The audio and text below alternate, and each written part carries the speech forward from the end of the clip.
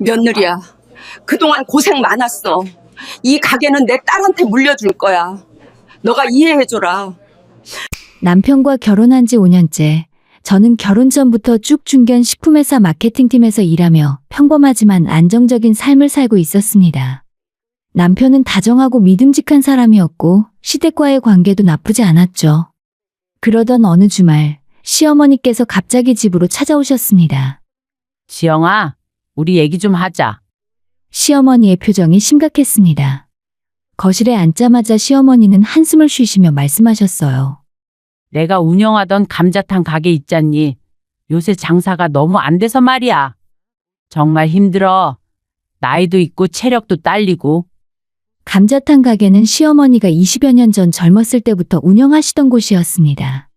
동네에서 꽤 알려진 맛집이었다고 들었지만 최근 몇 년간 매출이 계속 떨어지고 있다는 건 남편을 통해 들어 알고 있었어요.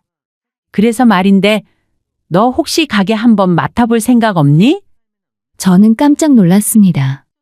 갑자기 감자탕 가게를 맡으라니요. 어머님, 저는 요리도 잘 못하고 장사 경험도 전혀 없는데요. 아니야, 너 마케팅 쪽 일하잖아. 그런 게 요즘은 더 중요해. 우리 가게 맛은 이미 다 알려져 있고 레시피도 다 있으니까. 문제는 손님이 안 온다는 거야. 시어머니는 진지한 표정으로 계속 말씀하셨습니다.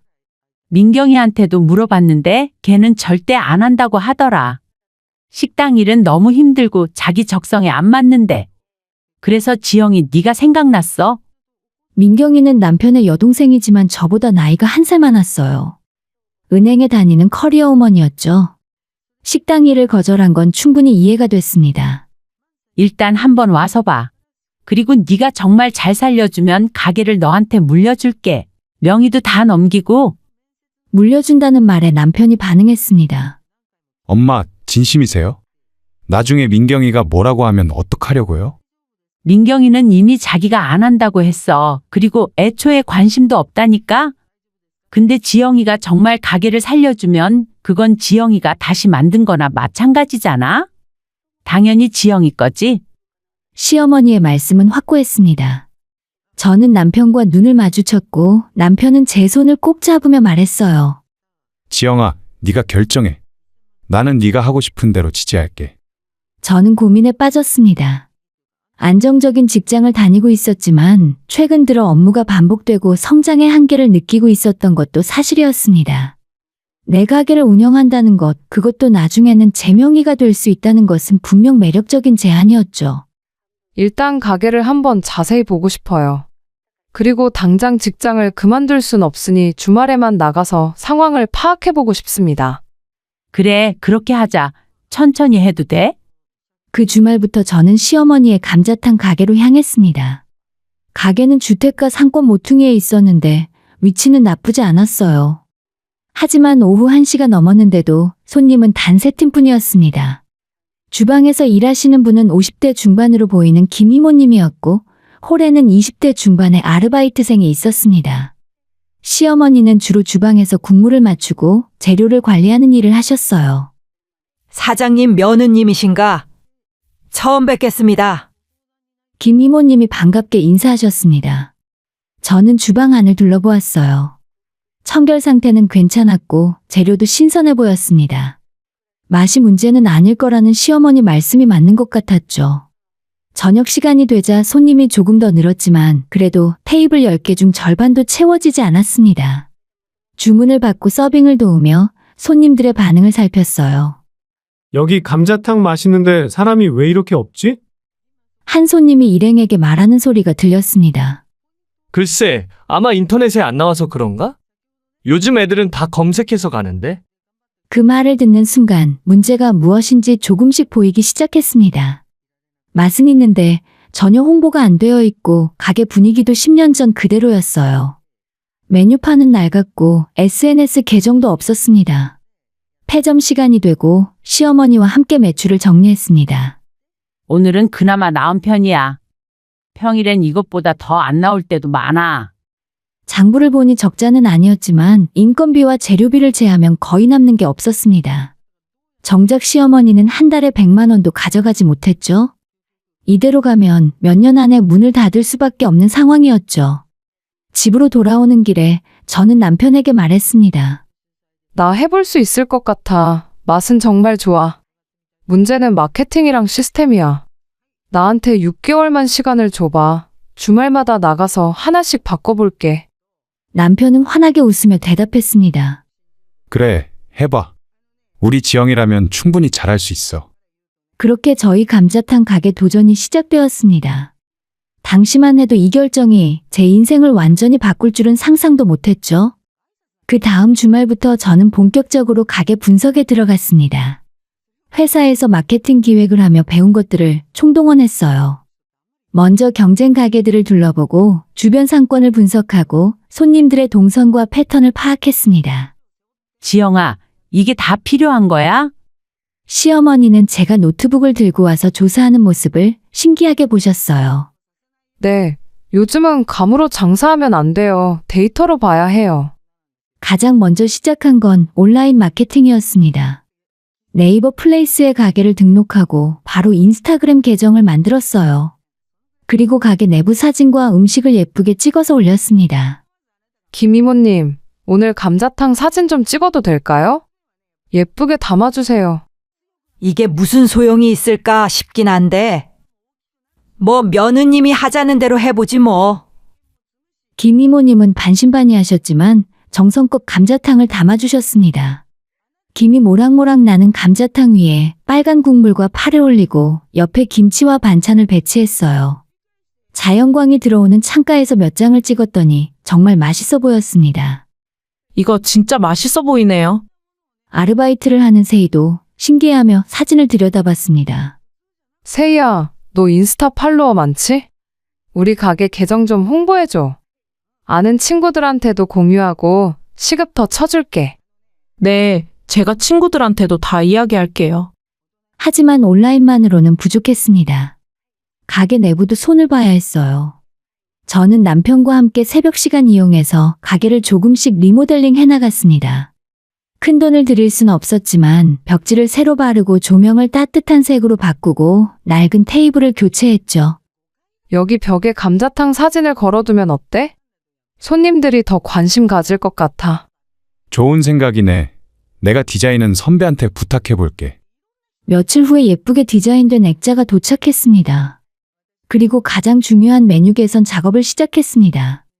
기존 메뉴판은 글씨만 빼곡했지만 새로운 메뉴판에는 사진과 함께 각 메뉴의 특징을 간단히 설명했어요. 그리고 점심 특선 세트 메뉴를 만들었죠. 점심에는 근처 직장인이 주 고객인데 뼈해장국에 만두도 하나씩 제공하고 10,000원에 팔면 어떨까요? 후식으로 커피까지 제공하고요. 10,000원? 그럼 남는 게 하나도 없는데. 손님이 많이 오면 회전율로 벌 수 있어요.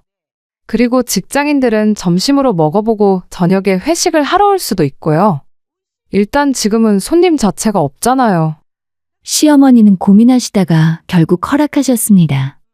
그리고 직접 인터넷에 점심 특선 이벤트를 홍보했어요. 효과는 생각보다 빨리 나타났습니다. 며칠 후부터 점심시간에 못 보던 직장인 손님들이 하나둘 찾아오기 시작했죠. 여기 점심 특선 괜찮던데 양도 많고. 맞아, 가성비 좋아. 나 단골 될 것 같아.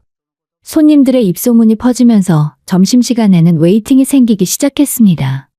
그러자 자연스럽게 리뷰도 늘어났어요. 별점도 3.5에서 4.2로 올라갔습니다.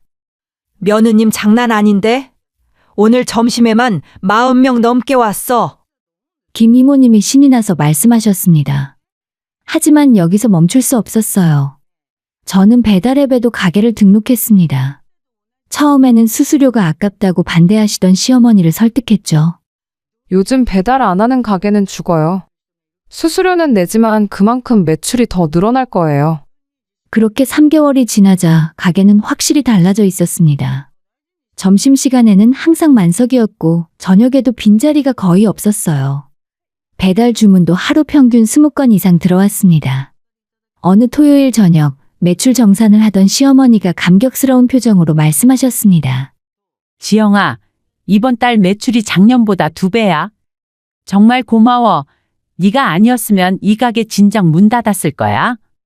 시어머니의 눈가가 붉어졌습니다. 저도 뿌듯했어요. 제 기획력이 실제로 결과를 만들어냈다는 게 정말 자랑스러웠죠. 집으로 돌아오는 차 안에서 남편이 말했습니다. 지영아, 너 요즘 진짜 즐거워 보여. 행복해 보이고. 뭔가 내가 직접 만들어가는 거잖아. 회사에서는 기획만 하고 끝이었는데 여기서는 내 아이디어가 바로 적용되고 결과가 보이니까 너무 재밌어. 그럼 이제 회사 그만두고 여기 전념할 거야? 남편의 질문에 저는 잠시 고민했습니다.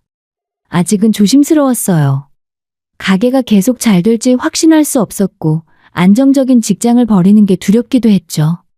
조금만 더 지켜볼게. 6개월까지는 주말만 나가보고 그때 다시 생각해볼게. 하지만 마음속으로는 이미 결정을 내리고 있었습니다. 이 가게가 정말 제 것이 될 수 있다면 저는 회사를 그만두고 이곳에 모든 걸 걸고 싶었어요. 그리고 그 결심은 생각보다 빨리 현실이 되었습니다. 6개월이 지나자 가게는 완전히 다른 곳이 되어 있었습니다.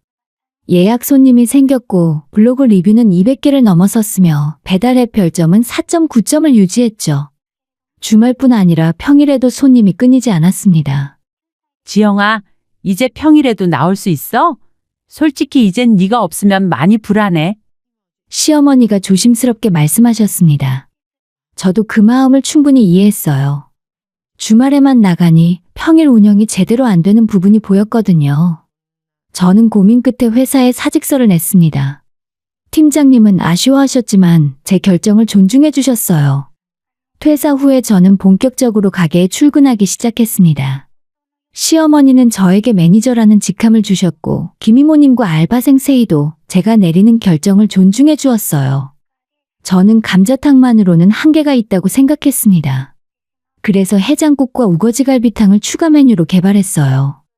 시어머니의 국물 레시피를 베이스로 하되 좀 더 현대적으로 맛을 조정했죠. 신메뉴 출시 이벤트를 진행하자 반응이 폭발적이었습니다. 사장님, 우거지갈비탕 진짜 맛있어요. 이거 완전 대박 메뉴 될 것 같은데요? 감사합니다.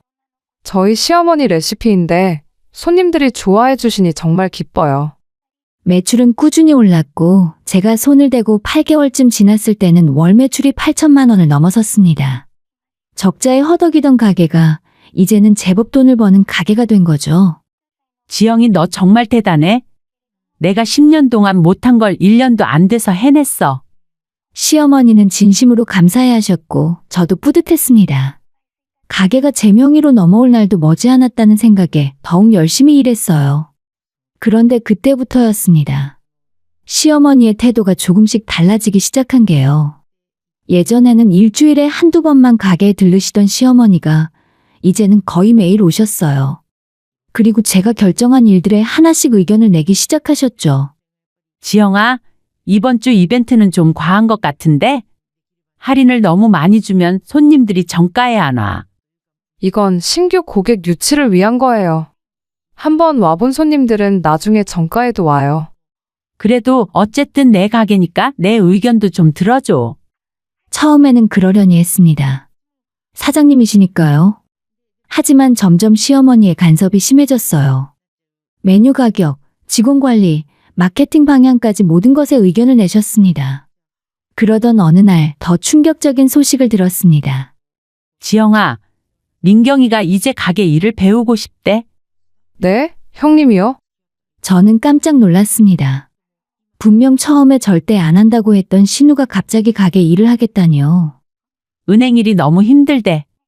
그래서 이참에 업종 전환을 생각 중이라더라. 네가 가게를 이렇게 잘 살려놓으니까 자기도 관심이 생겼나 봐. 시어머니는 마치 좋은 소식이라는 듯 말씀하셨지만 저는 불안했습니다. 그럼 형님이 여기서 일하시게 되는 건가요? 일단 배워보겠다고 하더라. 너도 옆에서 도와줘. 며칠 후에 형님이 가게에 나타났습니다. 세련된 정장 대신 편한 옷을 입고 왔지만 표정은 그다지 편해 보이지 않았어요. 지영아, 오랜만이다. 그동안 고생 많았어. 형님, 안녕하세요. 형님은 가게를 둘러보며 감탄했습니다. 와, 여기 완전 달라졌네? 예전이랑 완전 다른 가게 같아. 엄마한테 들었어. 네가 거의 혼자 다 바꿨다며? 대단하다, 진짜. 칭찬처럼 들렸지만 왠지 마음이 편하지 않았습니다. 형님은 첫날부터 주방에 들어가지도 않고 홀에서도 서빙을 거들지 않았어요. 그저 구석 테이블에 앉아서 노트북으로 뭔가를 하거나 손님들을 관찰하기만 했죠. 형님, 주문 들어왔는데 같이 서빙 좀 해주세요. 아, 나는 아직 배우는 단계라서. 일단 전체 흐름을 파악하는 게 먼저잖아. 일주일이 지나도 한 달이 지나도 형님은 실질적인 일을 하지 않았습니다. 대신 시어머니와 오래 이야기를 나누는 시간이 늘어났어요. 그러던 어느 날 점심시간이 끝나고 저는 우연히 문틈으로 두 사람의 대화를 듣게 되었습니다. 엄마, 근데 가게 명의는 언제 바꿀 거예요? 형님의 목소리였습니다. 글쎄, 지영이한테 물려준다고 했는데 네가 이렇게 관심 가지니까 나도 고민이 되네. 지영이가 살려놓긴 했지만 결국 엄마 가게잖아. 그리고 가족끼리 운영하는 게 맞지 않아요? 나도 이제 배우고 있고. 그렇긴 한데 너한테 줬다가 지영이가 서운해하면 어떡하니? 서운해할 이유가 뭐 있어요. 그동안 월급 받았잖아요. 가게 살린 건 인정하지만 그렇다고 명의까지 넘기는 건 좀. 저는 그 자리에서 얼어붙었습니다. 가슴이 철렁 내려앉았어요. 제가 1년 넘게 쏟아부은 노력과 시간이 한순간에 무너지는 느낌이었습니다. 그날 밤 남편에게 이 이야기를 했습니다. 나 앞으로 어떻게 해야 할까? 남편은 화가 난 표정이었습니다. 당연히 따져야지. 어머니가 처음에 뭐라고 하셨는데 가게 물려준다고 하셨잖아. 그래서 당신이 직장까지 그만둔 거고. 근데 말로만 약속했을 뿐이야. 그래도 약속은 약속이잖아. 내가 어머니한테 직접 얘기해 볼게. 하지만 저는 이미 느끼고 있었습니다. 상황이 제가 원하는 방향으로 흘러가지 않을 것 같다는 것을요. 그리고 그 불안감은 곧 현실이 되었습니다. 남편이 시어머니와 통화를 했지만 돌아온 대답은 실망스러웠습니다. 지영아, 미안해. 어머니가 아직은 명의 이전이 이르다고 하시네. 민경이도 배우고 있으니까 좀 더 지켜보자고. 좀 더 지켜본다는 게 무슨 의미야? 그게 민경이한테도 기회를 주고 싶으신가 봐. 저는 허탈했습니다. 처음 약속과는 완전히 달라진 상황이었어요. 하지만 포기할 수는 없었습니다. 제가 여기에 쏟은 시간과 노력이 너무 아까웠거든요. 그래도 계속 일했습니다. 가게를 더 키우면 시어머니도 제 진심을 알아주실 거라고 믿었어요. 하지만 형님의 태도는 점점 더 거만해졌습니다. 세희야, 이 테이블 세팅 왜 이래? 다시 해. 김 이모님, 오늘 국물이 좀 싱거운 것 같은데요? 실제로 일은 하지 않으면서 지적만 하는 형님 때문에 직원들의 불만이 쌓여갔습니다. 매니저님, 저 민경 씨 때문에 너무 스트레스예요. 세희가 조심스럽게 말했습니다. 조금만 참아줘. 내가 얘기해 볼게. 하지만 제 말은 형님에게 통하지 않았습니다. 지영아, 나도 여기 가족이야. 직원들한테 제대로 가르쳐야지. 형님은 아직 일을 배우는 단계잖아요. 직원들한테 이래라 저래라 하기 전에 먼저 일을 배우세요. 뭐? 내가 너보다 나이가 많은데 지금 훈계하는 거야? 형님의 목소리가 높아졌고 그 소리를 듣고 시어머니가 나오셨습니다. 무슨 일이야? 엄마, 지영이가 나를 훈계하고 무시하잖아. 지영아, 민경이가 너보다 나이가 많잖아. 좀 잘해줘. 그리고 민경이 너도 새언니 이름을 그렇게 막 부르면 안 되는 거지? 저는 여기 매니저예요. 일하는 사람들을 보호해야 한다고요. 매니저? 지영아, 내 앞에서 그건 너무 나간 거 아니야? 여기 내 가게야. 그 말에 저는 할 말을 잃었습니다. 결국 제게는 아무런 권한도 없었던 거예요. 그저 일만 하는 사람이었을 뿐이었습니다. 그날 이후로 상황은 더 악화되었습니다. 시어머니는 제가 예전에 면접 보고 뽑았던 직원들을 내보내고 형님이 추천하는 사람들을 새로 고용했어요. 김 이모님은 이번 달까지만 일하시기로 했어. 네? 왜요? 김 이모님은 일도 잘하시고 손님들도 다들 좋아하시는데요. 이제 나이도 있으시고 민경이가 아는 젊은 분으로 교체하기로 했어. 제 동의도 없이요? 지영아, 여기 내 가게라니까 내가 결정하는 거야. 김 이모님이 마지막 날 퇴근하시면서 제 손을 꼭 잡으셨습니다. 매니저님, 그동안 고마웠어요. 매니저님 덕분에 이 가게가 살아났는데 이렇게 되니 마음이 아프네요. 이모님 죄송해요. 제가 지켜드리지 못해서. 눈물이 났습니다. 함께 땀 흘리며 가게를 살렸던 사람들이 하나둘 떠나가는 게 너무 슬펐어요. 그리고 결정적인 순간이 찾아왔습니다. 어느 날 시어머니가 저를 사무실로 부르셨어요. 지영아, 앉아봐. 시어머니의 표정이 심각했습니다. 옆에는 형님이 팔짱을 낀 채 앉아 있었어요. 저 무슨 일이세요? 지영아, 그동안 정말 고생 많았어. 네 덕분에 가게가 이렇게 잘 됐잖아. 근데 말이야, 이제 민경이가 가게 일을 제대로 배웠으니까 앞으로는 민경이가 우리 가게 매니저를 맡기로 했어. 순간 귀를 의심했습니다. 네, 그게 무슨... 지영아, 화내지 마. 너도 그동안 월급 받았고 경험도 많이 쌓았잖아. 그리고 민경이는 내 딸이야. 아무래도 가족이 가게를 운영하는 게 맞지 않겠어. 옆에서 지켜보던 형님이 비로소 입을 열었습니다. 지영아, 아니 새언니, 너무 기분 나쁘게 생각하지 마요. 나도 이제 여기서 제대로 일할 거니까 새언니는 그냥 직원으로 있어도 되고. 그냥 평직원이라니요. 제가 적자 가게를 살려내고 직원들을 이끌고 매출을 5배로 올린 가게에서 그저 평범한 직원이 되라는 거였습니다. 어머님 처음에 약속하셨잖아요. 제가 가게를 살리면 명의를 넘겨주신다고요. 그건 그때는 민경이가 가게 운영에 관심 없을 줄 알았지. 근데 민경이도 이제 의욕이 생겼잖아. 그건 저와의 약속을 어기시는 거예요. 애초에 서류로 된 약속도 아니잖아. 그냥 말로 한 거지. 시어머니의 말에 저는 더 이상 할 말이 없었습니다. 법적으로도 도덕적으로도 제게 유리한 게 하나도 없었어요. 그저 순진하게 믿었을 뿐이었죠. 알겠습니다. 그럼 저는 그만두겠습니다. 뭐? 그만둔다고? 어차피 저는 여기서 필요 없는 사람이잖아요. 더 이상 일할 이유가 없네요. 저는 자리에서 일어났습니다. 형님이 비웃듯 말했어요. 에이, 그렇게 삐질 거야. 좀 유연하게 생각해봐. 직원으로 있어도 월급은 나쁘지 않게 줄게. 제가 쏟아부은 1년 반의 시간을 형님이 일주일도 안 돼서 가져가는 걸 그냥 유연하게 받아들이라고요? 더 이상 듣고 싶지 않았습니다. 저는 사무실을 나와서 세희를 불렀어요. 세희야, 미안해. 나 오늘로 그만둬. 네? 매니저님이 왜요? 자세한 얘기는 나중에 해줄게. 너도 여기서 오래 있지 마. 좋을 거 하나도 없어. 라커에서 제 짐을 챙기는데 눈물이 주르륵 흘렀습니다. 제가 밤낮으로 고민하고 주말도 없이 일하고 온 마음을 쏟아부었던 이곳에서 이렇게 쫓겨나다니. 집에 돌아와서 남편에게 모든 걸 말했습니다. 남편은 분노로 얼굴이 새빨개졌어요. 어머니가 어떻게 그러실 수가 있어? 내가 당장 전화할게. 아니야, 됐어. 소용없어. 이건 말이 안 돼. 당신이 그동안 얼마나 고생했는데. 남편은 당장 시어머니께 전화를 걸었습니다. 하지만 돌아온 건 변명뿐이었죠. 엄마, 어떻게 그러실 수가 있어요? 지영이한테 약속하셨잖아요. 전화기 너머로 시어머니의 목소리가 들렸습니다. 준호야, 너무 흥분하지 마. 가족끼리 이렇게까지 할 거야? 가족이라고 하시면서 왜 지영이는 가족으로 안 보세요? 그건 나중에 우리끼리 얘기하자. 전화가 끊겼습니다. 남편은 핸드폰을 던지듯 내려놓고 저를 꼭 안아주었어요.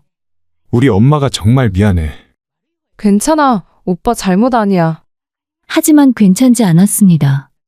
배신감과 허탈함에 며칠 동안 아무것도 할 수 없었어요. 그렇게 시간을 낭비한 제 자신이 한심했고 그들을 믿었던 제가 바보 같았습니다. 한 달 동안 저는 집에만 있었어요. 아침에 일어나도 할 일이 없었고 무기력한 날들이 계속되었어요. 남편은 걱정스러운 눈빛으로 저를 바라봤지만 쉽게 위로의 말을 건네지 못했습니다. 오늘은 날씨 좋은데 드라이브라도 나갈래? 아니, 괜찮아. 오빠 출근해. 매일 비슷한 대화가 반복되었죠. 그러던 어느 날 예전 회사 팀장님께서 전화를 주셨습니다. 지영 씨, 요즘 어떻게 지내요? 아, 팀장님. 지금은 그냥 쉬고 있어요. 쉬고 있다고요? 지영 씨 성격에 그냥 쉬고만 있을 리 없는데 무슨 일 있어요? 팀장님의 따뜻한 목소리에 그만 눈물이 났습니다. 그리고 그동안 있었던 일들을 모두 털어놓았어요. 그래서 지금은 아무것도 하지 않고 있어요. 어머 지영 씨, 많이 속상했겠네. 근데 말이에요. 그렇게 속상해하기만 하면 어떡해. 지영 씨는 실력 있는 사람이잖아. 실력이요? 전 아무것도 아닌데요. 적자 가게를 흑자로 만들고 매출을 5배나 올린 사람이 아무것도 아니라고? 그건 아무나 못하는 거예요. 팀장님의 말에 조금 정신이 들었습니다. 실은 지금 회사에서 외식사업부 마케팅 매니저를 구하고 있어요. 조건도 좋아요. 지영 씨 경험이면 충분히 할 수 있을 것 같은데 임원 면접 한번 볼 생각 있어요? 저 같은 사람도 될까요? 당연하지. 오히려 실전 경험이 있는 사람을 찾고 있었어요. 외식 브랜드 런칭 프로젝트라 현장 경험이 정말 중요하거든. 팀장님의 격려에 용기를 얻었습니다. 그날 저녁 남편에게 이야기했어요. 나 다시 일해볼까봐. 남편의 얼굴이 환해졌습니다. 그래, 우리 지영이가 계속 이렇게 의기소침할 사람이 아니잖아. 일주일 동안 면접 준비를 했습니다. 그동안 감자탕 가게에서 했던 일들을 정리하고 매출 증가 그래프와 마케팅 전략을 자료로 만들었어요. 처음에는 실패한 경험처럼 느껴졌지만 정리하다 보니 제가 정말 많은 걸 이뤄냈다는 게 보였습니다. 면접 당일 저는 떨리는 마음으로 회사에 들어갔어요. 면접관은 3분이었어요. 김지영 씨, 이력서 잘 봤습니다. 우리 회사 재취업이시네요. 그만둔 사이에 외식업 현장 경험이 있으시네요? 네, 적자 상태의 감자탕 전문점을 1년 반 동안 운영하며 흑자 전환 및 매출 500% 증가를 이뤄냈습니다. 500%요? 구체적으로 어떤 전략을 사용하셨나요? 저는 준비한 자료를 펼치며 설명했습니다. 온라인 마케팅 전략, 메뉴 개선, 고객 경험 개선, 배달 채널 확대 등 제가 실제로 실행했던 모든 것들을 이야기했어요. 인상적이네요. 그런데 왜 그만두셨어요? 잘 되고 있었던 것 같은데. 순간 망설여졌지만 솔직하게 말하기로 했습니다. 가족 사업이었는데 경영권 문제로 갈등이 있었습니다. 하지만 그 경험을 통해 많은 걸 배웠고, 이제는 투명하고 더 큰 조직에서 제 역량을 펼치고 싶습니다. 면접관들이 고개를 끄덕였습니다. 현장 경험과 데이터 분석 능력 2가지를 다 갖춘 분은 드물어요. 저희 프로젝트에 딱 맞을 것 같은데요. 일주일 후에 합격 통보를 받았습니다. 남편과 함께 기쁨의 눈물을 흘렸어요. 새 회사는 중견식품 기업의 외식 사업부였습니다. 한식 프랜차이즈 브랜드를 새로 런칭하는 프로젝트였고 저는 마케팅 매니저로 합류했어요. 연봉도 예전보다 훨씬 높았고 복지도 좋았습니다. 무엇보다 좋았던 건 제 의견이 존중받는다는 거였어요. 지영 매니저님, 이번 메뉴 개발 회의에서 현장 경험 기반으로 의견 좀 주세요. 네, 제 경험상 요즘 손님들은요. 회의실에서 제 의견을 경청하는 사람들을 보며 이게 정상적인 조직이구나 싶었습니다. 시어머니 가게에서는 제 의견이 무시당하고 결정권도 없었지만 여기서는 달랐어요. 프로젝트는 성공적이었습니다. 제가 기획한 마케팅 전략으로 브랜드 런칭 6개월 만에 수도권에 매장 10개 오픈 목표를 달성했고 회사에서도 인정받았어요. 지영 매니저, 이번 분기 우수사원이에요. 축하합니다. 감사합니다, 본부장님. 그리고 1년 후에 저는 승진했습니다. 차장으로 올라갔고 더 큰 프로젝트를 맡게 되었죠. 남편은 저보다 더 기뻐했습니다. 그날 저녁 근사한 레스토랑에서 식사하면서 남편이 말했어요. 지영아, 돌이켜보면 그때 어머니 가게 그만둔 게 오히려 잘된 일인 것 같아. 나도 그렇게 생각해. 그때는 정말 힘들었지만 지금 생각하면 그 경험이 나를 더 강하게 만들었어. 맞아. 그리고 지금 당신 정말 행복해 보여. 그때보다 훨씬 더. 남편의 말이 맞았습니다. 시어머니 가게에서는 항상 불안했어요. 언제 또 간섭받을지, 언제 쫓겨날지 모르는 불안감이요. 하지만 지금은 달랐습니다. 제 실력으로 정당하게 인정받고 안정적으로 성장하고 있었으니까요. 그리고 무엇보다 남편과의 관계도 더 돈독해졌어요. 그 일을 겪으면서 남편이 항상 제 편이었다는 걸 확인했고 우리는 서로를 더 믿게 되었어요. 새로운 출발이었습니다. 그리고 이번엔 진짜 제 실력으로, 제 이름으로 일어난 성공이었어요. 누구에게도 빼앗길 수 없는 오롯이 제 것이었습니다. 새 회사에서 3년이 흘렀어요. 저는 이제 팀장으로 승진했고 후배들을 이끌며 여러 프로젝트를 성공적으로 마무리하고 있었어요. 남편과의 생활도 안정적이었고 무엇보다 마음의 평화를 찾았습니다. 그러던 어느 토요일 아침 남편의 휴대폰에 낯선 번호로 전화가 걸려왔어요. 여보세요. 남편의 표정이 굳어졌습니다. 그리고 짧게 대답하더니 전화를 끊었어요. 누구였어? 어머니 지인이래. 어머니가 우리 연락처를 몰라서 그분을 통해서 연락했다는데. 우리는 그날 이후로 시어머니와 형님과는 연락을 완전히 끊고 지냈거든요. 무슨 일이래? 감자탕 가게가 망했대. 지금 영업도 안 하고 있고 폐업 직전이라 하더라고. 저는 놀랐지만 한편으로는 예상했던 일이기도 했습니다. 며칠 후에 시어머니께서 직접 우리 집 앞까지 찾아오셨어요. 형님도 함께였어요. 초인종을 누르는 소리에 현관문을 열자 두 분 모두 초췌한 모습이었습니다. 준호야, 지영아. 제발 우리 좀 도와줘.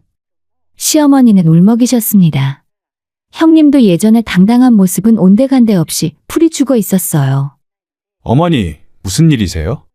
남편이 차갑게 물었습니다. 가게가 완전히 망했고 빚만 잔뜩 남았어. 지영아, 너가 다시 우리 가게 좀 살려줘. 너가 아니면 안 돼. 그건 안 돼요. 제가 단호하게 말했습니다. 지영아, 그때 네 말을 들을 걸 그랬어. 민경이한테 맡긴 게 실수였다. 형님이 끼어들었습니다. 나도 미안해. 내가 너무 교만했어. 일이 얼마나 힘든지 몰랐어. 네가 얼마나 대단한지도. 형님, 그때 제가 뭐라고 했죠? 일을 먼저 배우라고 했잖아요. 근데 형님은 직원들한테 명령만 하고 권위만 부렸잖아요. 알아. 내가 잘못했어. 그러니까 다시 한 번만. 남편이 단호하게 말을 끊었습니다. 지영이가 1년 반 동안 피땀 흘려 일군 가게인데 두 사람이 지영이한테 어떻게 대하셨어요? 약속도 지키지 않고 평직원으로 강등시키고 결국 쫓아내지 않으셨어요? 그리고 지금 와서 도와달라고요? 지영이 인생은 뭐라고 생각하세요? 어머니 편할 때만 필요한 도구예요? 시어머니는 말문이 막혔습니다. 저는 차분하게 말했습니다. 어머님, 그때 말씀하셨잖아요. 여기 내 가게라고 하셨죠? 맞아요. 어머니 가게였어요. 그러니까 어머니가 책임지셔야죠. 저는 이미 제 길을 가고 있어요. 그리고 저 지금 회사에서 팀장이에요.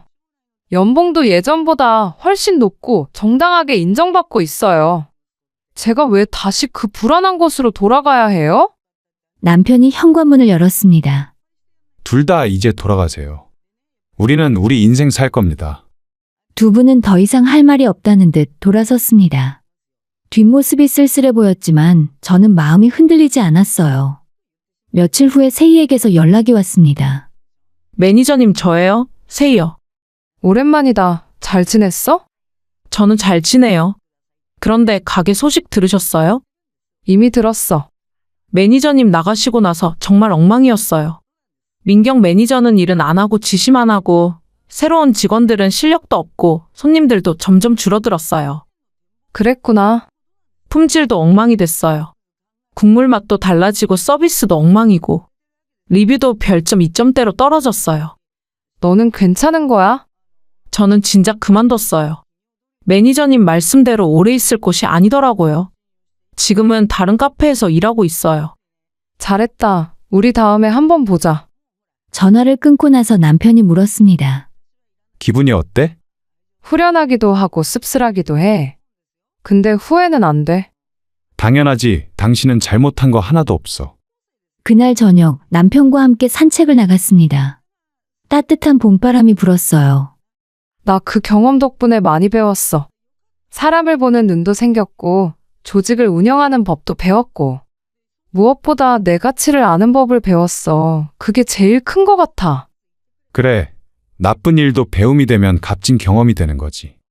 남편의 말이 맞았습니다. 그 힘들었던 시간이 결국 저를 더 강하게 만들었고 더 나은 기회로 이끌었으니까요. 시어머니 가게는 결국 다른 사람 손에 넘어가서 추어탕 집으로 바뀌었다고 들었습니다. 그 소식을 들었을 때 저는 아무 감정도 느끼지 않았어요. 이미 제 인생에서 지나간 일이었으니까요. 지금 저는 회사에서 인정받는 팀장이고 사랑하는 남편과 행복한 삶을 살고 있습니다. 어떤 어려움도 그 안에서 배움이 있다면 결코 헛되지 않다고 생각해요. 그리고 나쁜 일의 끝은 때로 더 좋은 시작이 될 수 있다는 걸 저는 이제 합니다.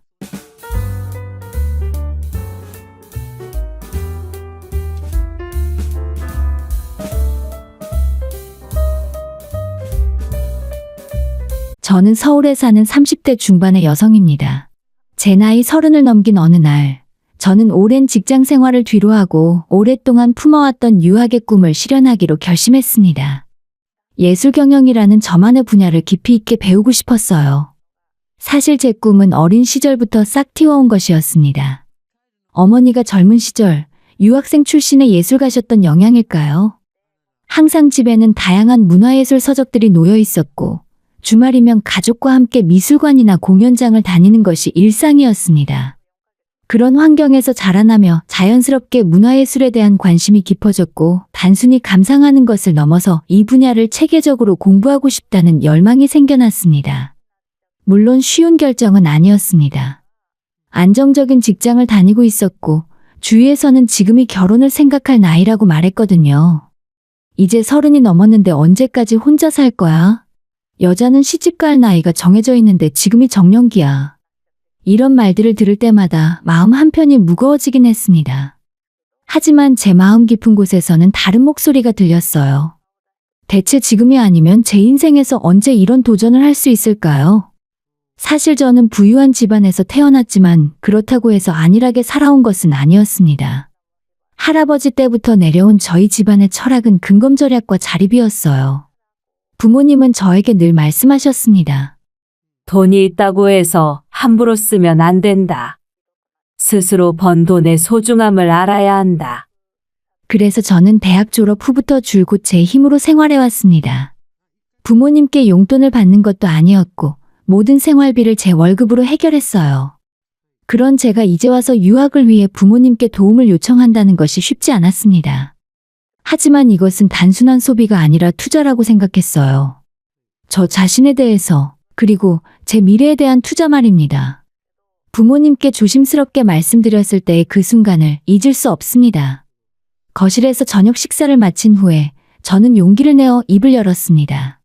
엄마, 아버지, 말씀드릴 게 있어요. 두 분은 평소와 다른 제 진지한 표정을 보시고는 고개를 끄덕이셨습니다. 저 유학을 가고 싶어요. 예술 경영을 제대로 공부해서 이 분야의 전문가가 되고 싶어요. 잠시 침묵이 흘렀습니다.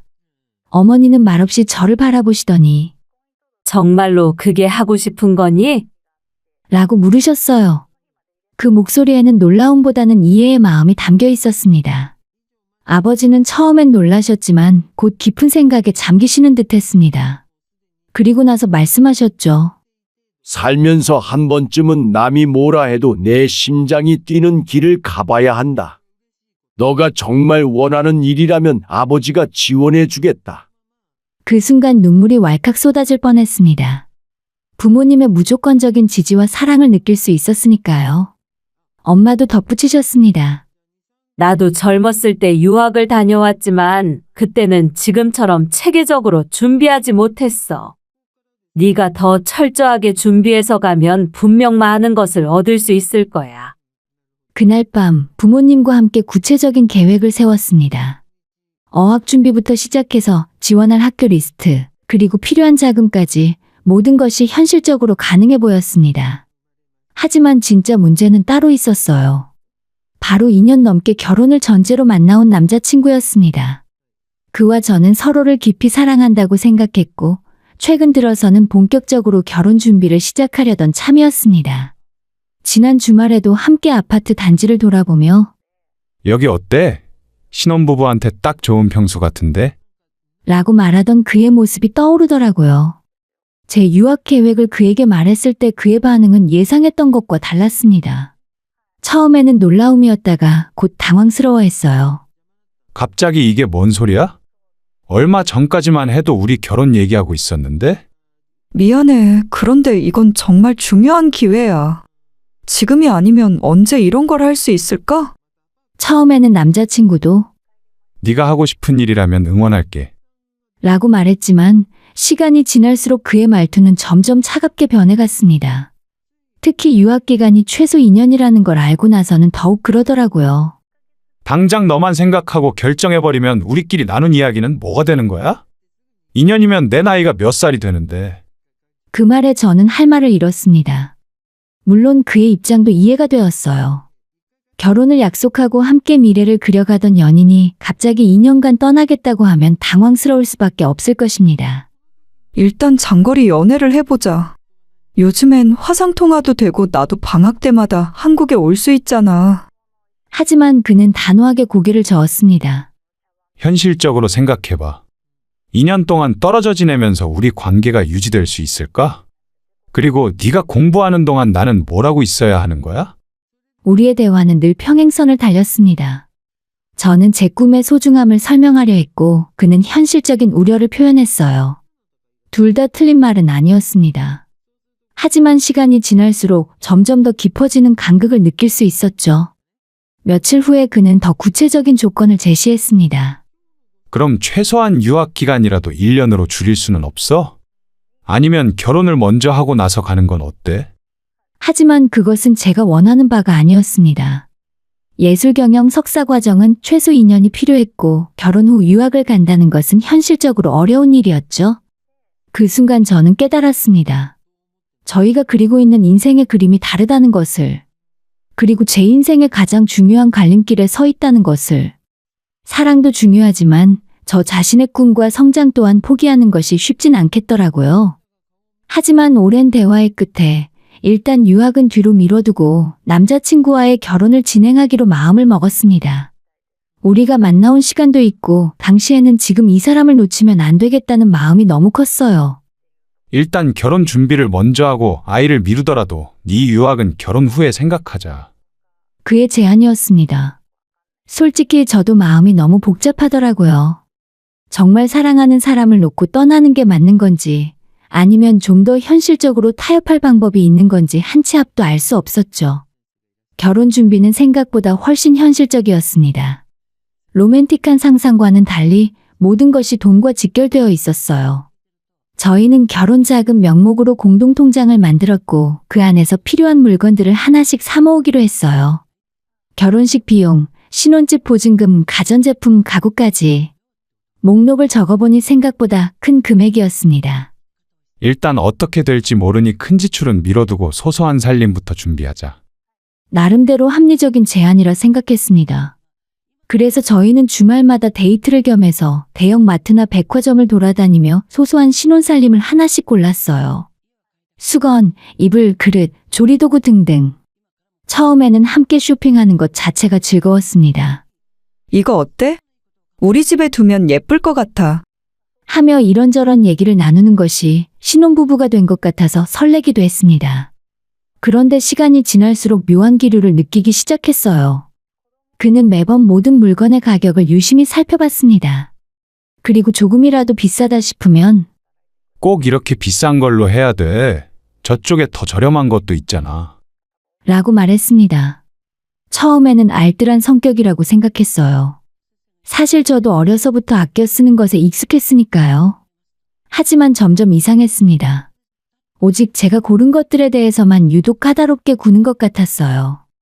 반면 자신이 필요하다고 생각하는 것들에 대해서는 가격을 크게 신경 쓰지 않았습니다. 예를 들어 그가 고른 전자제품들은 꽤 고가였는데 제가 고른 생활용품들은 조금만 비싸도 문제 삼더라고요. 결정적인 사건은 밀폐용기를 고르던 날이었습니다. 주방 수납을 위해 밀폐용기 세트가 필요했는데 저는 중간 가격대의 제품을 골랐습니다. 유명 브랜드는 아니었지만 내구성과 안전성 면에서 괜찮은 선택이었습니다. 가격은 한 세트로 4만 원 정도였어요. 그런데 그 사람은 제가 고른 밀폐용기를 보더니 인상을 확 찌푸렸습니다. 그거 꼭 그렇게 비싼 걸 사야 돼?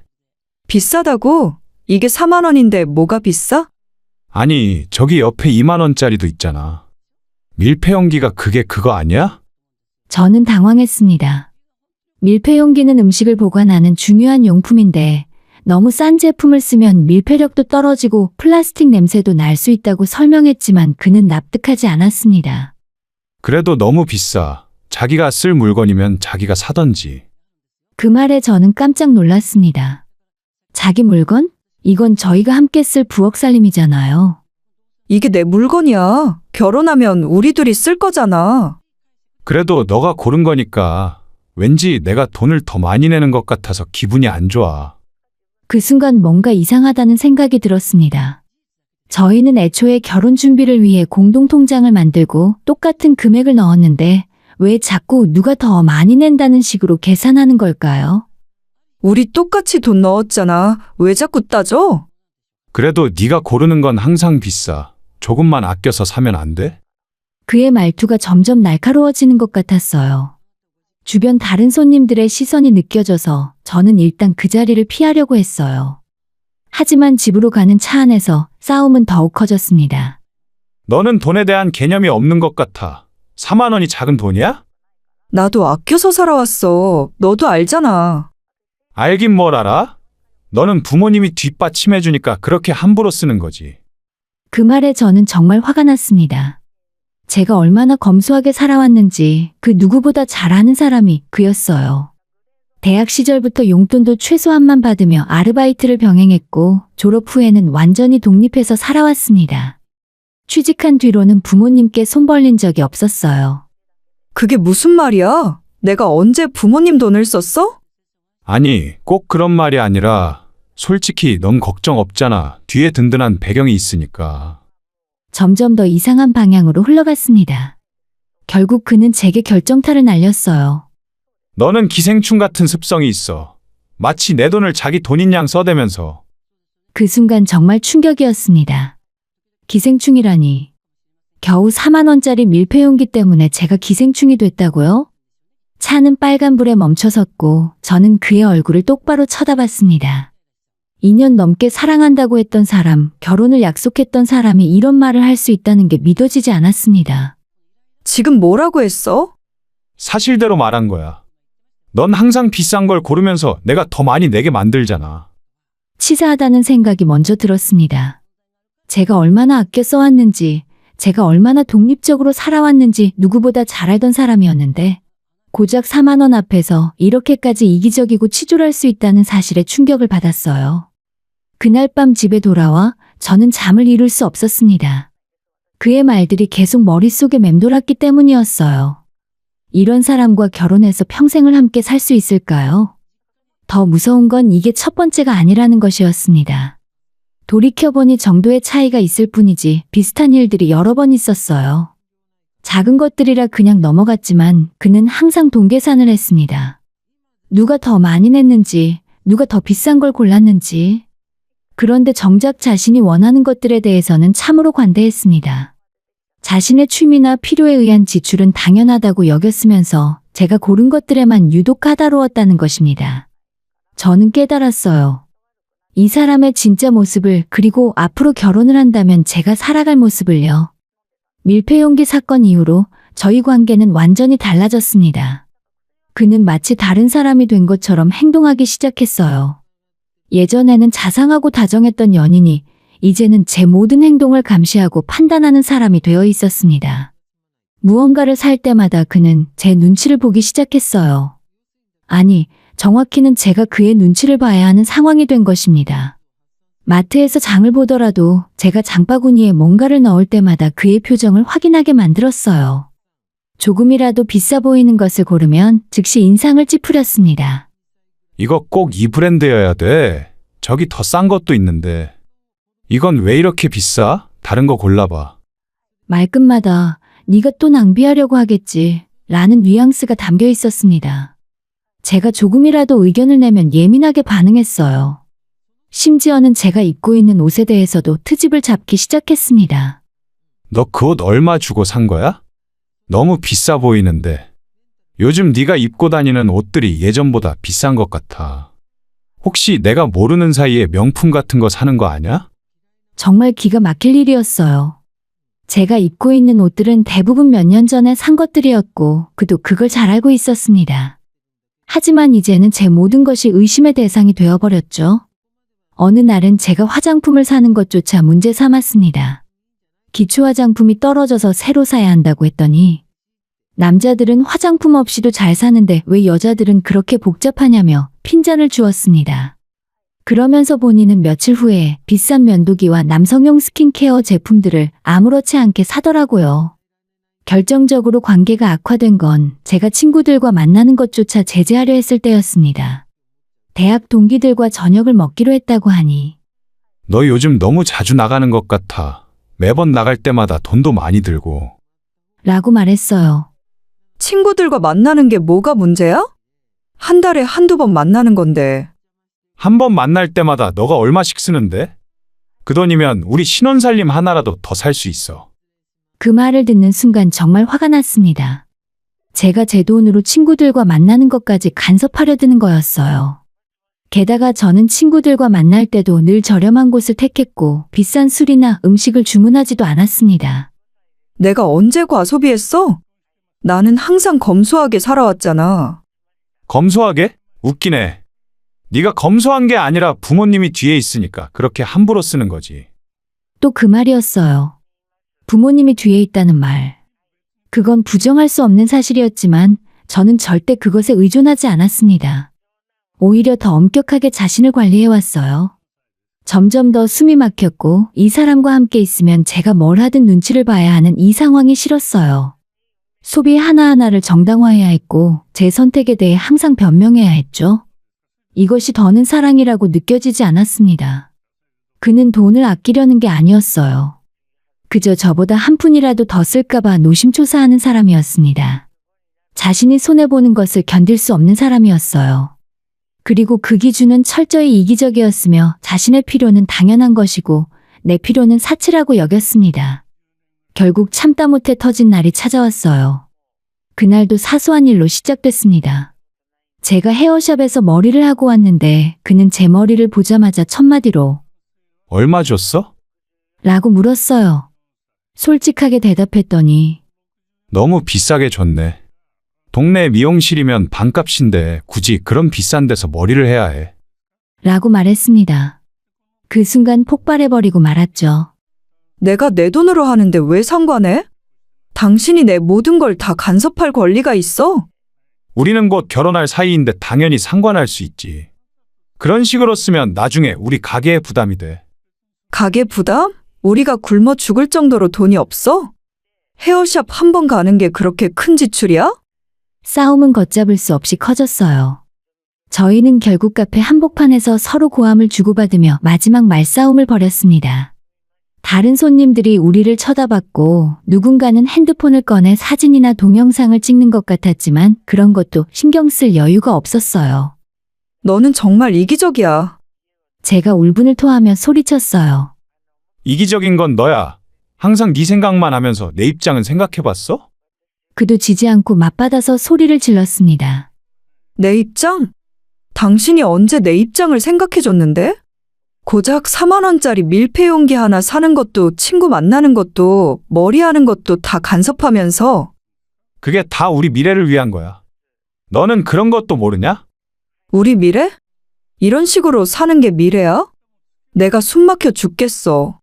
그 순간 그의 표정이 완전히 바뀌었습니다. 지금까지 본 적 없는 차가운 눈빛이었어요. 저를 무시하고 얕잡아보는 그 눈빛이 아직도 잊히지 않습니다. 그래, 네가 그렇게 생각한다면 우리 그냥 그만하자. 어차피 너 같은 여자랑은 결혼해도 고생만 할 것 같으니까. 모든 것이 그 순간 끝나버리고 말았어요. 2년 넘게 쌓아왔던 사랑, 결혼을 약속했던 미래, 함께 꿈꿨던 모든 것들이 한순간에 무너졌습니다. 그렇게 싸우고 카페를 나서면서 저는 이상하게도 후련한 마음이 들더라고요. 처음엔 아팠지만 곧 깨닫고 말았습니다. 저런 사람과 결혼하지 않아서 정말 다행이라는 사실 말이죠. 돌이켜보니 그가 사랑한 건 저라는 사람이 아니었던 것 같습니다. 자신보다 덜 가진 여자, 자신에게 의존할 수밖에 없는 여자를 원했던 거였어요. 제가 그 기대를 벗어나자 그의 본심이 드러났던 것이었습니다. 자신보다 나은 것을 가질 수 없게 하려는 초라한 마음, 자신이 손해본다고 생각하는 순간 돌변하는 이기적인 본성이 드러나고 말았던 거죠. 그날 밤 집에 돌아와서 거울을 보며 생각했습니다. 이런 사람과 평생을 함께 살았다면 나는 어떻게 되었을까? 내 모든 선택과 소비를 매번 정당화해야 하고 남편의 눈치를 보며 살아야 하는 삶. 상상만 해도 끔찍했습니다. 결혼 전에 그의 진짜 모습을 볼 수 있었던 것이 어쩌면 제게 있어 축복이나 마찬가지라 생각했죠. 파혼 이후 며칠간 저는 마치 폭풍이 지나간 후에 고요함 속에 있는 것 같았습니다. 2년 넘게 삶의 중심에 있던 사람이 사라지고 나니 갑자기 모든 것이 텅 빈 느낌이었어요. 하지만 동시에 이상하게도 홀가분한 마음이 들었습니다. 더 이상 누군가의 눈치를 보지 않아도 되고 제 선택에 대해 변명할 필요도 없었어요. 내친 김에 회사에도 며칠 휴가를 냈습니다. 정신적으로 정리할 시간이 필요했어요. 그동안 결혼 준비와 유학 계획 사이에서 갈팡질팡하느라 정작 내가 정말 원하는 게 무엇인지 명확하게 생각해 볼 여유가 없었어요. 이제야 진정으로 나만을 위한 시간을 가질 수 있게 되었죠. 며칠간 집에서 혼자 지내면서 많은 생각을 했습니다. 지난 2년을 돌아보니 제가 얼마나 타인의 기대에 맞춰 살려고 노력해왔는지 깨달았습니다. 연인이 원하는 결혼 계획, 주변 사람들이 말하는 적절한 나이, 사회가 요구하는 모습, 그런 것들에 맞추려다 보니 정작 내 목소리를 잃어버렸던 것 같았습니다. 일주일 후 회사에 복귀했지만 예전 같지는 않더라고요. 동료들은 제 변화를 알아챘는지 뭔가 조심스럽게 대하는 것 같았죠. 사실 회사 사람들 대부분이 제가 결혼 준비를 하고 있다는 걸 알고 있었는데 갑자기 일주일이나 쉬다 오니 눈치챌 수밖에 없었을 것이었어요. 너 괜찮아? 친한 선배가 조심스럽게 물어왔습니다. 괜찮아요. 이제 다 정리됐어요. 더 자세한 설명은 하지 않았습니다. 사실 말하고 싶지도 않았어요. 그 사람의 치졸함과 이기적인 모습을 떠올리는 것만으로도 기분이 나빠질 정도였죠. 하지만 회사 일에 집중하려고 해도 쉽지 않았습니다. 매일 똑같은 업무, 똑같은 루틴. 예전에는 그럭저럭 만족스럽게 느껴졌던 일들이 이제는 의미 없게 느껴지더라고요. 뭔가 더 큰 변화가 필요했습니다. 그때 아버지와 나눈 대화가 제 인생의 또 다른 전환점이 되었습니다. 어느 날 저녁 식사 자리에서 아버지가 조심스럽게 말을 꺼내셨어요. 요즘 어떠니? 회사 일은 괜찮고? 그냥 그래요. 뭔가 고민이 있는 것 같은데. 아버지는 늘 제 표정을 잘 읽으셨습니다. 굳이 자세한 설명을 하지 않아도 상황을 파악하고 계셨던 것 같아요. 사실 지금 회사에서 계속 일하는 게 맞는지 확신이 안 서요. 그러고 보니 예전에 유학 얘기도 했었지. 그것도 있고 전체적으로 제 인생을 다시 설계하고 싶어요. 아버지는 잠시 생각에 잠기시더니 말씀하셨습니다. 그럼 일단 우리 회사로 올 생각은 없니? 사실 이 제안은 예전에도 몇 번 들은 적이 있었습니다. 아버지께서는 제가 대학을 졸업할 때부터 가업을 이으면 어떻겠냐고 말씀하신 적이 있었어요.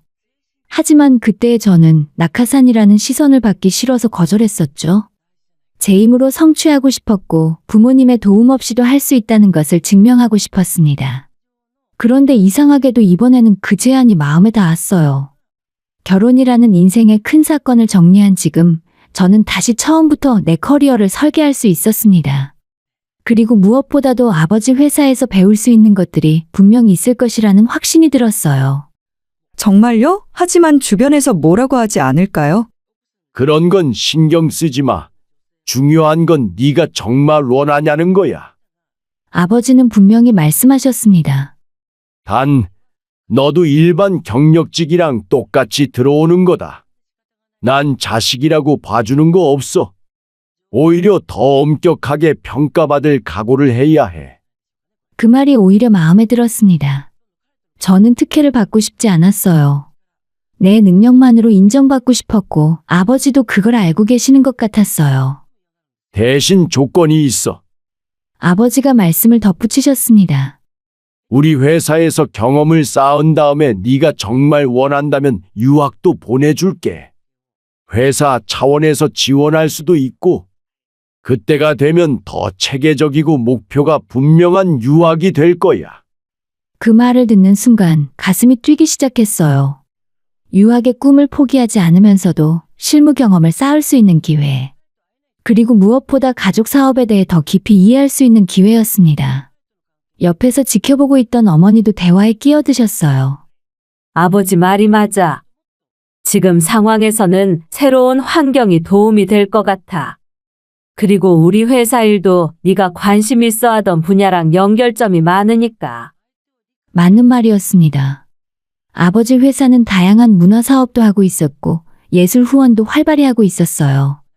제가 관심 있어 하는 예술 경영 분야와도 밀접한 관련이 있었습니다. 지금 다니고 있는 회사도 꽤 좋은 곳이었기 때문에 며칠 동안 신중하게 고민했어요. 현재 회사 동료들에게 어떻게 설명할지, 새로운 환경에서 잘 적응할 수 있을지, 그리고 무엇보다 이것이 정말 내가 원하는 방향인지 계속 생각을 하게 되었습니다. 생각을 할수록 결론은 명확했습니다. 지금이 변화의 적기였어요. 더 이상 미룰 이유도 없었고 두려워할 이유도 없었죠. 오히려 설레는 마음이 더 컸습니다. 한 달 후 저는 현재 다니고 있던 회사에다 사표를 냈어요. 부장님은 아쉬워하시면서도 네 인생이니까 네가 원하는 길을 가라며 축복해 주셨습니다. 동료들도 대부분 아쉬움 속에 응원을 해주었어요. 정리할 것도 많고 준비할 것도 많았지만 묘하게 속은 시원했습니다. 마치 오랫동안 답답했던 가슴이 뻥 뚫린 것 같았죠. 그리고 유학의 꿈도 여전히 가슴 한켠에 남아 있었어요. 타이밍만 맞는다면 언젠가는 다시 도전할 생각이었습니다. 하지만 이번에는 더 철저하게 준비해서 더 분명한 목표를 가지고 가겠다는 다짐을 했어요. 새로운 시작 앞에서 저는 전보다 더 단단해진 제 자신을 느낄 수 있었습니다. 이제는 누구의 눈치도, 누구의 기대도 신경 쓰지 않고 오직 내가 원하는 길을 갈 수 있었죠. 그리고 그것만으로도 충분히 행복했습니다. 아버지 회사에 입사한 지 몇 달이 지났고 새로운 환경은 생각보다 많은 것을 가르쳐 주더라고요. 아버지 말씀대로 특별한 대우는 전혀 없었어요. 오히려 다른 직원들보다 더 꼼꼼하게 평가받았고 더 많은 것을 요구받았습니다. 하지만 그것이 오히려 나에게는 동기부여가 되어 주었죠. 회사 일에 집중하면서 점점 전 연인의 기억은 희미해져 갔습니다. 가끔 그때의 일이 떠오르기도 했지만 이제는 화가 나기보다는 참 한심한 사람이었구나 라는 생각이 들 뿐이었어요. 저는 새로운 삶을 살고 있었고 그는 과거의 일일 뿐이었죠. 그런데 파혼 후 몇 달이 지나 정말 믿을 수 없는 일이 벌어졌습니다. 어느 날 퇴근 후 집에 들어서려는데 현관 앞에 누군가가 서 있는 것이 보였어요. 처음에는 택배 기사인 줄 알았는데 가까이 가보니 그 사람이었습니다. 초췌한 얼굴로 눈은 벌겋게 충혈된 채였어요. 며칠간 제대로 잠도 못 잔 사람처럼 보였습니다. 수염도 거뭇하게 자라있고 옷도 구겨져 있었어요. 예전에 내가 알던 그 깔끔하고 자존심 강한 모습은 온데간데 없었습니다. 처음엔 그냥 무시하고 지나가려 했어요. 더 이상 할 말도 없고 볼 이유도 없었으니까요. 하지만 그가 먼저 제 이름을 부르며 다가왔습니다. 잠깐이면 되니까 나랑 이야기 좀 해. 저는 결국 발걸음을 멈췄습니다. 뒤돌아보니 그가 제 쪽으로 다가오고 있었어요. 여긴 대체 뭐 하러 왔어? 저는 차갑게 물었습니다. 그러자 그는 갑자기 울먹이기 시작했어요. 자기야, 그땐 내가 너무 예민했어. 다 내 잘못이야. 내가 미쳤었나 봐. 우리 다시 시작하면 안 될까? 어이가 없었죠. 몇 달 전에 저한테 기생충이라고 모욕했던 그 사람이 지금 와서 자기야라고 부르고 있었던 겁니다. 미안해. 정말 미안해. 그때는 내가 너무 스트레스를 받아서 그랬어. 회사 일도 힘들고 결혼 준비하느라 예민해져 있었나 봐. 너를 그렇게 대한 건 정말 잘못됐어. 그의 목소리는 떨리고 있었습니다. 하지만 저는 전혀 아무런 감흥도 받지 않았어요. 오히려 역겹다는 생각이 들더라고요. 이제 와서 변명하고 이제 와서 후회한다고. 스트레스 받아서 상대방을 기생충이라고 부르는 거야? 그게 변명이 돼? 그건 정말 잘못된 말이었어. 내가 화가 나서 막말한 거고 전혀 진심이 아니었어. 진심이 아니었다고? 그때 네 눈빛은 진심이었는데? 그는 순간 할 말을 잃은 것 같았어요. 그리고 잠시 후에 전혀 예상치 못한 말을 했습니다. 사실 장인어른이 그렇게 큰 회사 하시는 줄 몰랐어. 그 순간 저는 얼어붙고 말았습니다. 뭐? 지금 뭐라고 했어?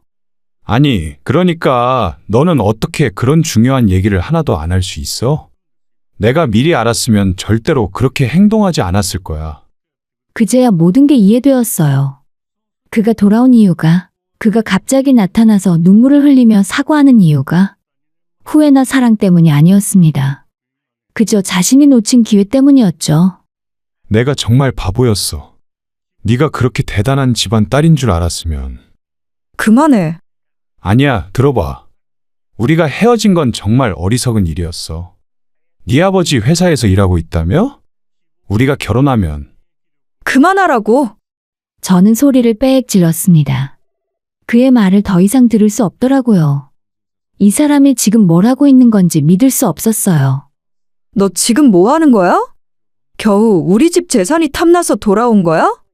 그게 아니야. 나는 정말로 너를 사랑했어. 지금도 사랑하고. 사랑. 4만 원짜리 밀폐용기 때문에 나를 기생충이라고 부른 게 사랑이야? 그건 정말 실수였어. 내가 너무 어리석었어. 하지만 그의 눈빛은 거짓말을 하고 있었어요. 사과하면서도 하나하나 전부 계산하고 있다는 게 느껴졌습니다. 내 집, 내 가족의 재산, 내가 가진 모든 것들을 다시 평가하고 있었던 거예요. 너 언제부터 알았어, 우리 집 사정을? 그게 며칠 전에 우연히. 누구한테 들었어? 그는 명확하게 대답하지 못했습니다. 아마 누군가에게 들었거나 아니면 스스로 알아냈을 것 같더라고요. 제가 아버지 회사에 다닌다는 소식을 듣고 호기심에 찾아봤을 수도 있었겠죠.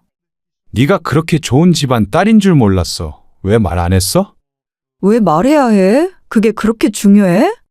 물론 중요하지. 우리가 결혼했으면 얼마나 좋았을까? 나도 네 아버지 회사에서 일할 수 있었을 텐데.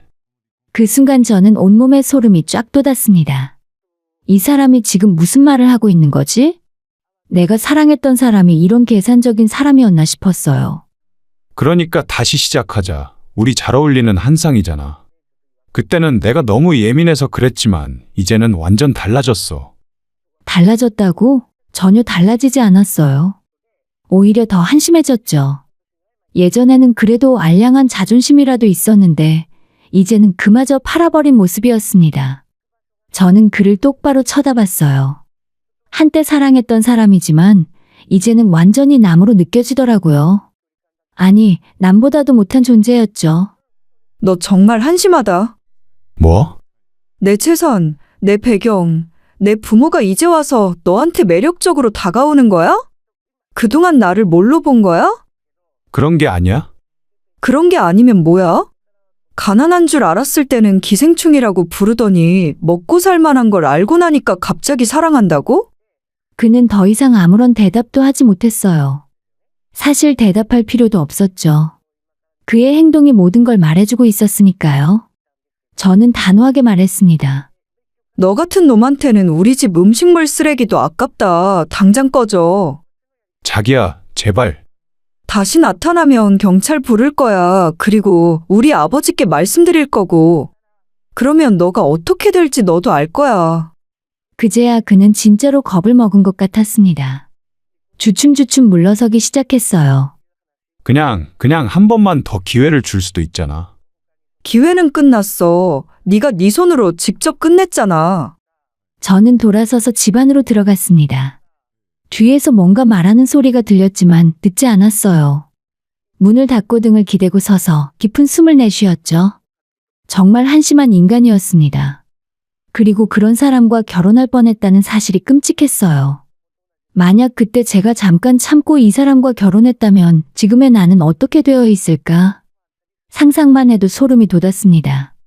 그 일 이후 아버지는 즉시 행동에 나섰어요. 다음 날 아침 저는 아버지께서 변호사 사무실에 전화하시는 소리를 들었습니다. 평소 온화하신 분이지만 그때의 아버지는 단호하고 냉정해 보였어요. 내 딸을 그런 식으로 대한 사람을 그냥 두고 볼 수는 없다. 그날 모든 걸 지켜보고 계셨던 아버지는 그에게 법적 조치를 취했습니다. 집안 무단 침입 고성방가, 정신적 피해에 대한 내용 증명까지 빠짐없이 보내셨어요. 평소엔 자식에게도 돈을 쉽게 안 쓰시던 분이었지만 딸을 무시하고 해코지한 사람에게는 단호하게 대처를 하시더라고요. 변호사를 통해 정식으로 경고장이 발송되었고 만약 다시 접근하면 법적 처벌을 받게 될 것이라는 내용이 명시되어 있었습니다. 이런 일로 변호사까지 쓰시는 게 과하지 않을까요? 제가 아버지께 조심스럽게 물었습니다. 과하다고? 네가 그런 모욕을 당했는데 아버지의 목소리에는 분노가 섞여 있었습니다. 더군다나 이제 와서 돈 때문에 되돌아왔다는 게 말이나 되니 그런 놈은 확실하게 정리해야 해. 언젠가 화근이 될 수도 있다. 어머니도 아버지의 말씀에 동의하셨어요. 아버지 말이 맞아. 그런 사람은 또 나타날 수 있어. 확실하게 선을 그어놓는 게 좋겠어. 며칠 후에 변호사로부터 연락이 왔습니다. 그가 내용 증명을 받고 나서 더 이상 접근하지 않겠다는 각서를 썼다는 소식이었죠. 심지어 정신적 피해에 대한 배상금까지 지급하겠다고 했지만 아버지는 거절하셨습니다. 그런 돈 받고 싶지 않다. 다시는 우리 딸 앞에 나타나지만 않으면 돼. 그의 인생에서 저를 지워주는 작업이 완전히 끝나자 마침내 진짜로 자유로워졌어요. 그동안 어딘가 마음 한구석에 남아있던 찜찜함이 완전히 사라지는 느낌이었습니다. 이제 정말 새로운 시작을 할 수 있게 된 것 같았죠. 아버지 회사에서 일한 지 1년이 되어갈 무렵 저는 다시 유학에 대해 진지하게 생각하기 시작했어요. 회사에서의 경험은 정말 값진 것이었습니다. 실무를 배우고 비즈니스의 실제 흐름을 이해하고 무엇보다 아버지와 어머니가 어떻게 사업을 키워오셨는지 직접 보고 배울 수 있었어요. 하지만 여전히 제 마음속에는 더 넓은 세상을 경험하고 싶다는 열망이 남아 있었습니다. 특히 예술 경영 분야에 대한 관심은 더욱 커져만 갔어요. 회사에서 문화 후원 사업에 대해 담당하면서 이 분야에 대한 전문적인 지식이 얼마나 필요한지 절실히 느낄 수 있었죠. 어느 날 저녁 가족과 함께 식사를 하면서 저는 다시 유학 이야기를 꺼냈습니다. 이제 정말 유학을 가고 싶어요. 아버지는 예상했다는 듯 미소를 지으셨어요. 그럴 줄 알았다. 언제부터 생각하고 있었니? 사실 요즘 계속 생각하고 있었어요. 회사에서 일해보니까 더 확실해졌어요. 경영학과 예술을 융합한 전공으로 공부하고 싶어요. 좋은 생각이야. 이제는 확실한 목표가 있으니까 더 의미가 있는 유학이 될 거야. 어머니도 적극적으로 지지해 주셨습니다. 엄마도 그랬지만 이제 세계를 무대로 일하려면 국제적인 감각이 필요해. 지금이 적기인 것 같아. 이번 유학은 예전과 완전히 달랐어요. 몇 년 전 결혼 문제로 갈등을 겪을 때에 그 혼란스러웠던 마음이 아니라 확고한 목표와 의지가 있었습니다. 무엇을 배우고 싶은지, 앞으로 어떤 일을 하고 싶은지 명확해졌죠. 준비 과정도 훨씬 체계적이었습니다. 회사에서의 실무 경험이 있으니 지원서 작성도 더 구체적이고 설득력 있게 할 수 있었어요. 추천서도 아버지 주변의 다른 회사 대표분들이 써주시기로 했고, 무엇보다 제 자신이 확신에 차 있었습니다. 몇 달 후에 드디어 기다리던 합격 통지서가 도착했어요. 출국 전날 밤, 저는 지난 몇 년을 돌이켜봤습니다. 결혼 준비, 파혼, 새로운 직장, 그리고 다시 찾아온 그 사람까지. 정말 많은 일들이 있었더라고요. 그 모든 과정이 힘들고 아팠지만 결과적으로는 나를 더 단단하게 만들어줬던 것 같아요. 특히 그 사람과의 일은 저에게 큰 교훈을 줬습니다. 진정한 사랑이 무엇인지, 그리고 나 자신의 가치가 무엇인지 깨닫게 해줬어요. 만약 그때 그의 본성을 모르고 결혼했다면 지금 어떻게 되었을까? 상상만 해도 끔찍한 일이었죠. 인천공항에서 가족들과 작별 인사를 나누는 순간, 저는 이전과는 완전히 다른 마음이었습니다. 예전에는 불안과 기대가 반반이었다면 이번에는 확신과 설렘이 가득했어요. 잘 다녀와. 이번에는 정말 네가 원하는 걸 찾을 수 있을 거야. 아버지가 제게 말씀하셨습니다. 걱정하지 마요. 많이 배워서 돌아올게요. 인생의 큰 실패라고 생각했던 파혼이 오히려 나를 더 단단하게 만들어줬다는 사실이 아이러니하게도 감사하게 느껴졌습니다. 그 일이 없었다면 저는 여전히 누군가의 기준에 맞춰 살려고 애쓰고 있었을지도 모를 일이었죠. 제 진정한 가치를 모르고 살아갔을 거예요. 이제 저는 확실하게 알았습니다. 내가 누구인지, 내가 무엇을 원하는지, 그리고 어떤 삶을 살고 싶은지, 그리고 그 모든 것을 이루기 위해 필요한 것들을 차근차근 준비해 나갈 용기와 의지가 있다는 것까지요.